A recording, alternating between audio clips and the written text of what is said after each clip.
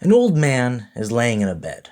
He's not really all that old, he's in his late 70s, but he would like nothing more than to not be stuck in his bed, weak and slowly dying, trapped in his own thoughts, knowing his time is near and drawing closer every minute.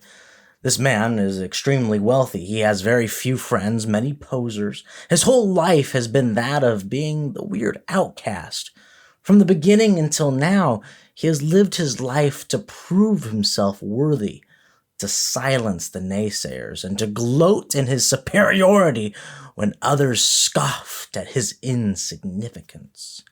Thinking to himself on what to do with his riches, this old man immediately thinks to create a giant statue of himself. But then is reminded of a man whose ideas have shaped his beliefs, Thomas Paine. You could say this old man had a bracelet on his wrist that had the letters WWPD. What would Paine do? Well, what would the great Thomas Paine do with all this wealth he has, knowing that the Grim Reaper has his name on a list? With that, this old man began to think.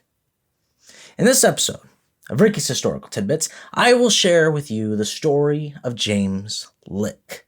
So sit back, hit that like button, get ready to learn some cool history, because this is Ricky's Historical Tidbits Podcast, and this is Ricky Mortensen. So let's go back in time to lay the groundwork, shall we? Way back in the day, there was a man named William Lick who came to America and fought in the Revolution under George Washington. He had a son named John, and he had a son named James. This was in the Pennsylvania area, by the way. They changed their last name from Lick to Lick at that point. John was a carpenter who raised his son James to follow in his footsteps.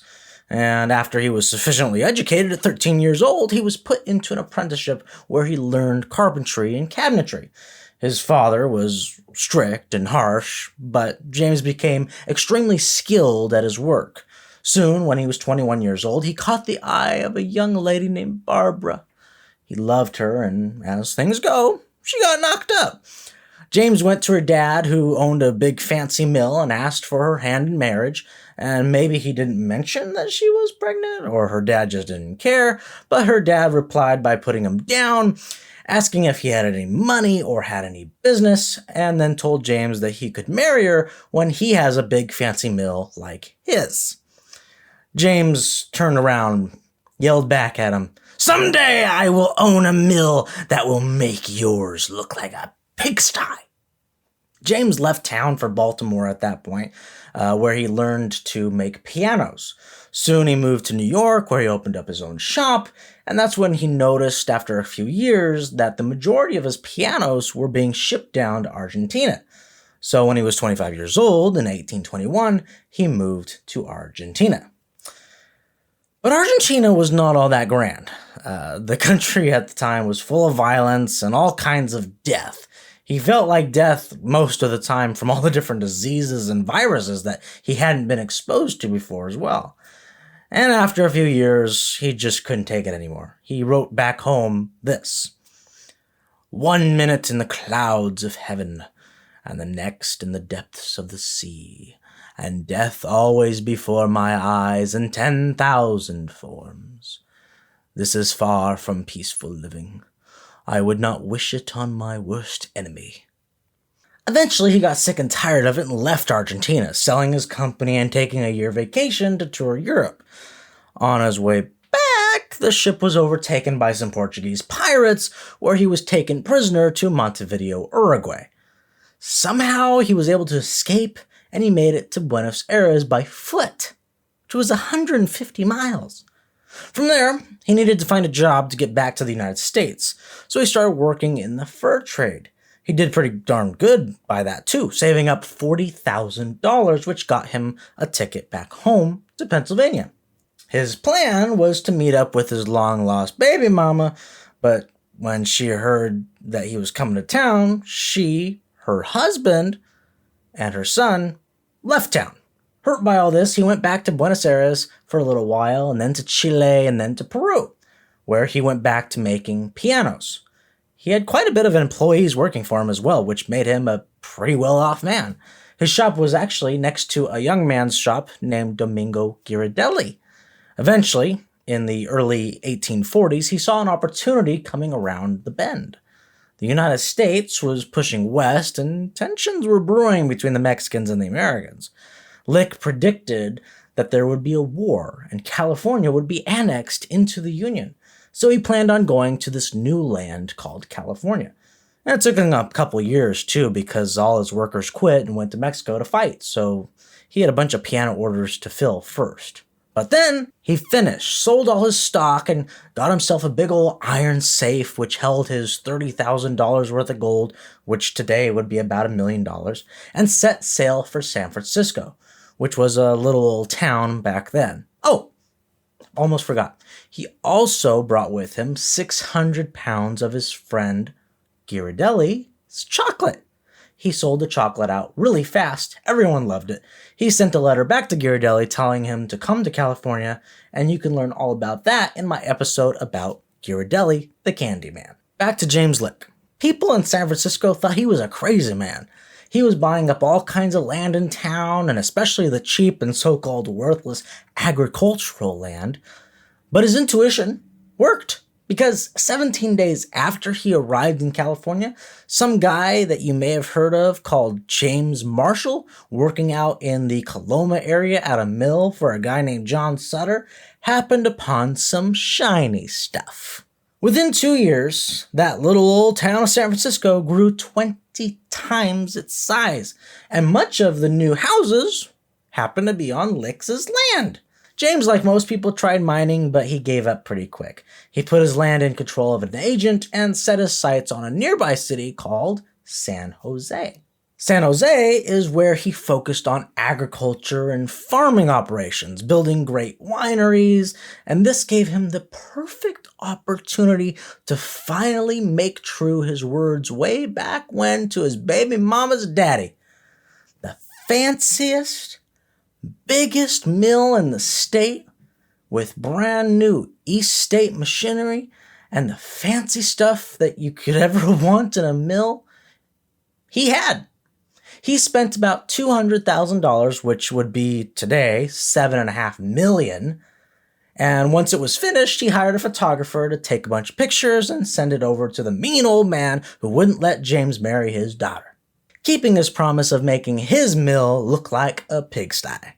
Around the same time, he wrote to his son that he still has never met, and by this point was 37 years old, to come and be the manager of his new mill. His son accepted the offer and came to California to work for his dad. They didn't like each other much. For 8 years, John worked for his dad at the mill, and they shared a tiny cabin. James thought that John was kind of lazy and had no ambition in life like he did. Eventually, James decided to build a fancy schmancy mansion with 24 rooms and a marble fireplace in each, but his son didn't really care for it. James decided about halfway through building the mansion to just stop and cancel the project. He started sleeping on a door on the floor and used the 24 rooms for drying fruit that came from his orchards. A little after that, he moved on to another project, which was called the Lick House, which was a big old hotel with a huge dining room. It was actually considered the nicest hotel this side of the Mississippi, but a 1906 earthquake at San Francisco brought it all down. Finally, probably to the joy of James, his son quit the mill and moved back east to Pennsylvania.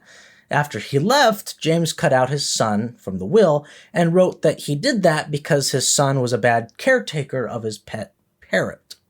At this point, he decided to add a big flower garden by the mill, and for some rich man fun, and to see if his workers would simply do what they were told, he had a bunch of trees planted upside down so the roots were up and the leaves were buried. Once he saw that they actually did it, he smiled and said, "Now flip 'em back over to where they're supposed to be."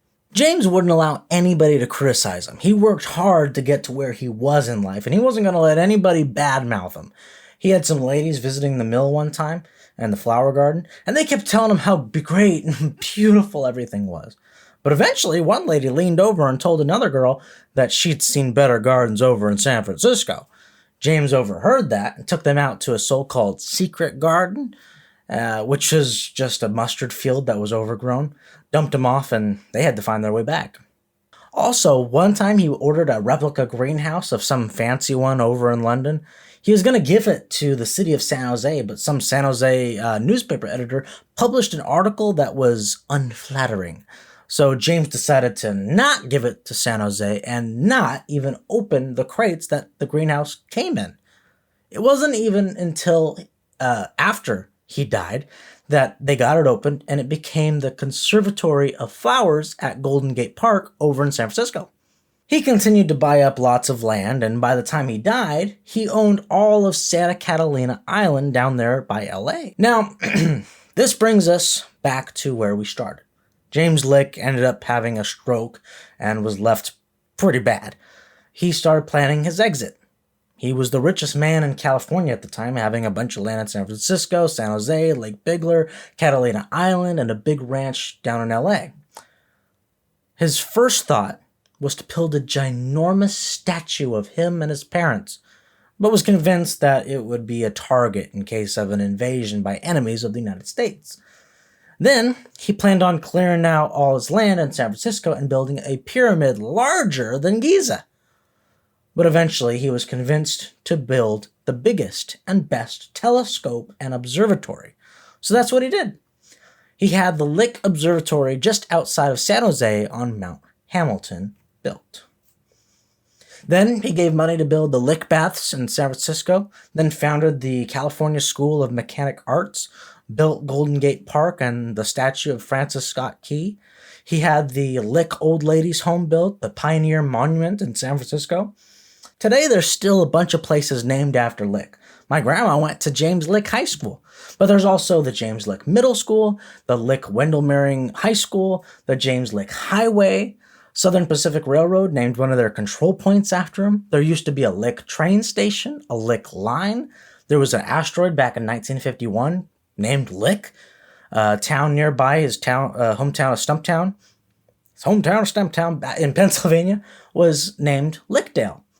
There's a Lick monument in Pennsylvania, and there's even a lizard named after him, the Scalopolus licki.